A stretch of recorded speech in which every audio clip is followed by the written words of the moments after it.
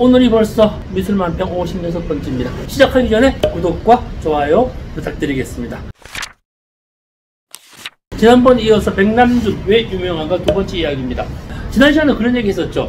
예술은 비교 대상이 없을 때 예술이 되고, 비교 대상이 없는 작품 그 자체가 가격 경쟁이 충분하다, 이런 얘기를 많이 했었습니다. 지금은 컴퓨터로 그림을 그리고 프린트하고 데이터 쓰거나 프로그램 써가지고 많은 분들이 활동을 하고 있습니다. 2010년대에 이러한 활동을 할 때 1960년대에 모니터로 그림을 그리고 비디오로 시각예술을 구현한다, 참 빠르죠. 상상조차 할 수 없는 일들을 했죠. 예술은 전무후무한 것이 아니라 현재 없는 것을 현재 있게 만들어야 됩니다.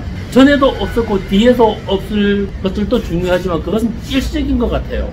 예술은 지속성이 있어야 되고 영속성이 있어야 되는데 현재 없는 것을 현재 있게 만든다는 그것이 참 대단히 어려운 문제인 것 같습니다.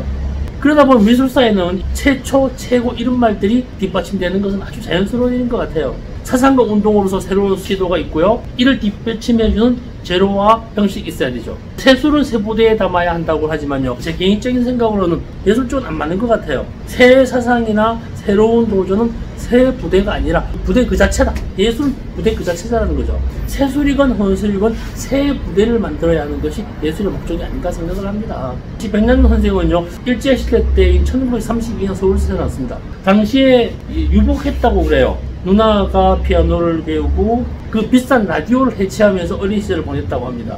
18살 때 한국을 떠나 일본 유학을 마치고 독일로 가게 되죠. 미술사학과 음악을 전공했습니다. 독일 쾰른 유학 시절이 1957년부터 1961년 사이입니다. 1958년에 음악적 스승이라고 이야기하는 존 케이지를 만난다고 해요. 그때 백남준은 존 케이지가 동양의 불교 선사상에 많이 빠져 있을 때라고 합니다. 그랬는데 백남준은요, 그걸 만나기 전에는요, 감히 미국인이 동양의 사상을 이야기해 라고 이야기하면서 존 케이지에 대한 음악을 좀 등한시했었다는 일화가 있습니다. 그러다가 존 케이지의 공연을 보러 가서 그의 음악 세계에 훌쩍 빠져버립니다. 거기에 대한 영향으로 1959년에는요, 존 케이지에 바치는 경의라고 하는 것, 이런 공연을 하면서요, 2대의 피아노에 계란을 던지고 깨고 길이를 깨부시고 피아노를 막 전복을 시켜버립니다. 1962년 바이올린 독주에서는요, 바이올린을요 5분 동안 천천히 들어 올립니다. 청중들은 생각하겠죠. 천천히 들어 올리는 그 바이올린에 어떤 음악이 나올까 고민하고 있는데 5분 후 지나서 바이올린을 턱 밑에 깨기 직전에 내리쳐서 깨버리죠. 서양 음악의 피아노와 서양 음악의 바이올린은요, 그냥 음식과 같은 거라고 이야기합니다. 두 가지를 다 부셔버림으로 인해서 음악이 가지고 있는 기본적 틀 자체를 해체시키려고 노력했다고 합니다. 백남준이 그렇게 해가지고 새로운 사상을 만들어내서 현재 대단히 유명한 사람이 됐죠. 이런 생각하는 거요, 인정해야 됩니다. 없던 것을 만드는 것이 아니라 있는 것에 대한 새로운 부대를 만들 수 있는 능력이 돼야 됩니다.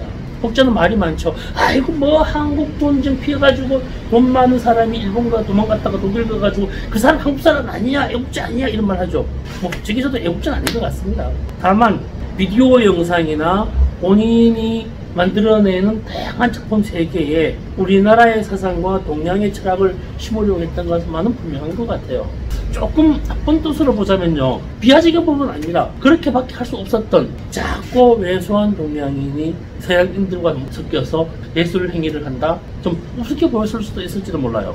인정을 받기 위해서는 다름의 세계를 고민하고 찾아야 했을지도 모릅니다. 그럼에도 불구하고 열등감 같은 것에 주눅이 안 들고 새로운 도전 정신에 꾸준히 활동했다는 것만은 충분히 인정을 해야 됩니다. 현재의 백남준이 만들어낸 것이 외부적인 요인일 수 있지만 끊임없이 고민하고 끊임없이 도전하면서 새로움이라고 하는 것에 대한 고통을 감내했다는 사실이죠. 백남준 선생이나 이완 선생이나 뭐 기타 많은 분들이 있죠. 1950년쯤 그 시험해가지고 외국에 많이 나간 분들이 있습니다. 이렇게 생각하자고요. 다 차치하고 애국자네 많이 도망간 데는 다 빼고요. 유명하니까 그런 소리를 듣는 것이고 잘 나가니까 우리한테 그런 얘기를 듣는다는 거, 그렇게 생각하자고요. 간혹 이런 얘기를 많이 듣습니다. 우리나라 사람이 외국에 나가서 3년만 생활하면 애국자가 된답니다. 크면서 누구나 다 한 번쯤 어떤 작은 큰 조직의 리더가 되기도 합니다. 그때 그러죠. 나 아니면 그 조직이 무너질지도 몰라라는 걱정 한 번쯤은 해봤을지도 모릅니다. 저도 그런 경험이 좀 있긴 합니다. 그런데 그 조직을 떠나오면 그 조직이 훨씬 잘 되거나 그 조직의 모순과 발전 방향이 더 잘 보이기도 합니다. 한국을 떠나면은 한국 안에서 생활하는 것보다 더 많은 것들을 이야기하는 것은 분명하게 될 것 같아요. 안에서 보는 우리 입장과 바깥에서 보는 우리가 다를 수 있다는 거죠. 그래서 등장한 것이 TV 부채라는 게 있습니다. 백남준의 비디오 아트 중에서 참 되게 유명하죠. 되게 오래된 얘기입니다. 가부좌를 틀고 있는 부채상이 있습니다. 앞면에는 텔레비전이 있죠. 텔레비전 위에는 비디오 카메라가 있습니다. 모니터에는 부처의 머리와 가슴이 보입니다. 서로 마주보고 있죠. 진짜와 가짜, 허상과 실상, 동양과 서양, 본인과 본인이 아닌 것, 이러한 것들이 극명하게 보여주고 있죠. 철학적으로 생각하게 하는 작품이면 분명합니다. 이런 생각을 어떻게 할 수 있었을까요?